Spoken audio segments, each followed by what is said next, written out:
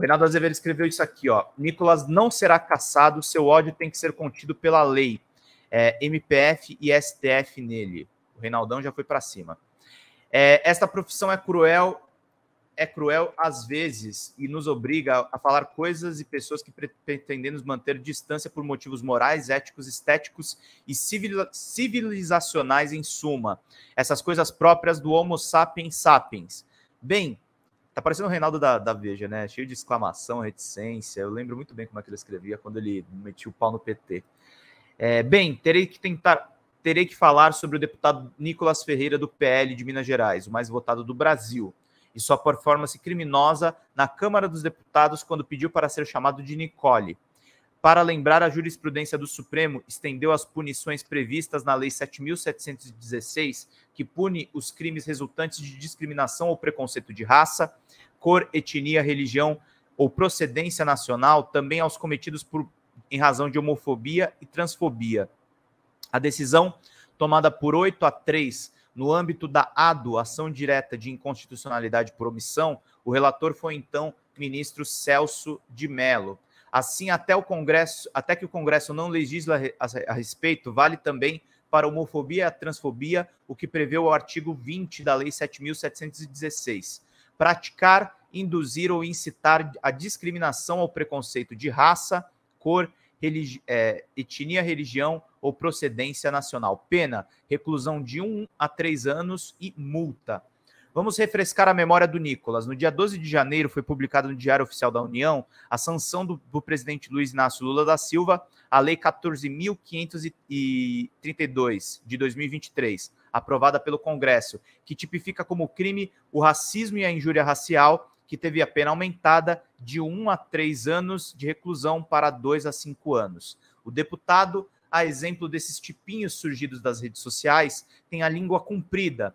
O racismo é estendido como um crime contra a coletividade, a injúria direcionada a indivíduos. O que vale para a questão racial, insista-se, é o que vale para a homofobia, a transfobia e outras formas de discriminação, também no que se refere à injúria.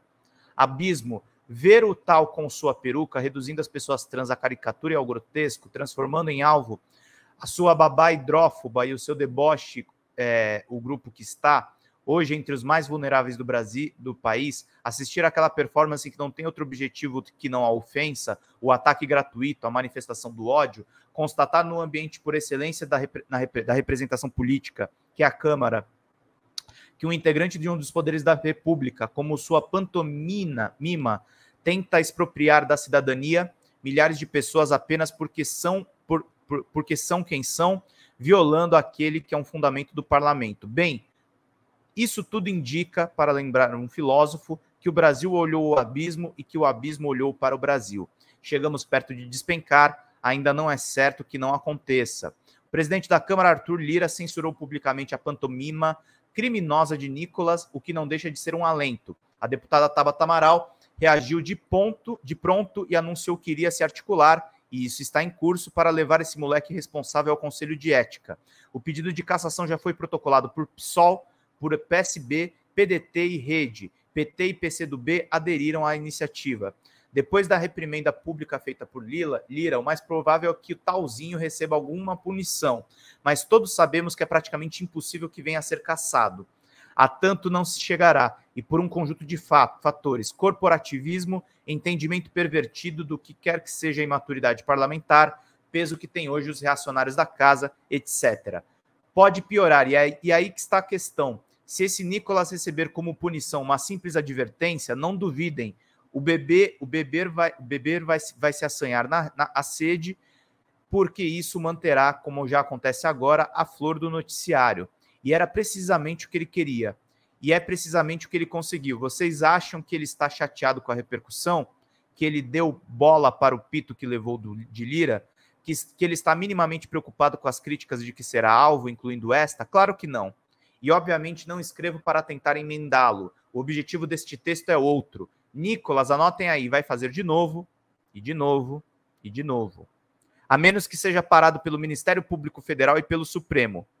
No que depender do andamento das coisas na Câmara, em razões de fatores citados, ele vai se robustecer. Fala, acresce-se de seu público nas redes sociais quer ouvir. Lá ele está sendo tratado como herói, como corajoso, como que não tem medo de nada. Hora da PGR, cabe a Procuradoria-Geral da República pedir autorização ao Supremo para que esse cara seja investigado. Outro caminho é a apresentação de uma notícia-crime ao STF, o que a deputada Érica Hilton, uma mulher trans, anunciou que fará. Ainda assim, a PGR tem papel central no caso. Será ela, no fim das contas, a decidir, caso se abra o inquérito, se vai ou não oferecer denúncia contra o transfóbico. Não se deve dar importância ao Nicolas? Pois é, eu me lembro de um biltre que ficou 27 anos na Câmara dos Deputados a dizer indignidades e a proferir impunemente discursos criminosos. Ninguém apostava que suas falas fascistoides o levassem muito longe, além do nicho para o qual falava. A emergência das redes sociais, a fascistização da política, liderada pela Lava Jato, conduziram à presidência. As agressões de Bolsonaro ao Código Penal não começaram em 2018. De tolerância em tolerância, beira o abismo. Nicolas não será caçado pela Câmara, ele tem que ser... Opa! Tô vendo aqui, só mexendo no negócio. Ele tem que ser processado por seu crime. Condenado, perde mandato. Cabe ao Ministério Público Federal, num primeiro momento, dizer se o espaço da representação política é compatível com a pregação do ódio. Excelente coluna do Reinaldo. E aí ele escreve aqui: transfobia de Nicolas é caso de cassação e cadeia. Lira fala em reprimenda. Vamos ler essa coluna aqui do Josias para a gente ficar por dentro também. Fantasiado com uma peruca loira, o deputado Nicolas Ferreira, filhote de Bolsonaro, pronunciou um discurso transfóbico no Dia Internacional da Mulher. Coisa abjeta, o presidente da Câmara, Arthur Lira, reagiu à abjeção com leniência de praxe. O deputado merece minha reprimenda pública por sua atitude, escreveu Lira nas redes sociais. Engano. A transfobia de Nicolas Ferreira estilhaçou o decoro parlamentar e invadiu o Código Penal. Ele merece a cassação de mandato e cadeia. Transfobia é crime, com pena de até 3 anos de prisão. Pode chegar a 5 anos se o preconceito tiver ampla divulgação em meios de comunicação. Decisão do Supremo Tribunal Federal de 2019. O PSB acionará o Conselho de Ética da Câmara. A manifestação de Lira torna a cassação improvável. PSOL e Rede protocolarão notícia-crime no Supremo Tribunal Federal, mas o ritmo do judiciário brasileiro não orna com a urgência que o caso requer. Nessa concordo com o Josias, infelizmente. Ainda que a corte punisse o deputado, a execução da pena dependeria do aval da Câmara, ou seja, o eleitorado mineiro condenou o Brasil a conviver com uma degradação humana por pelo menos 4 anos.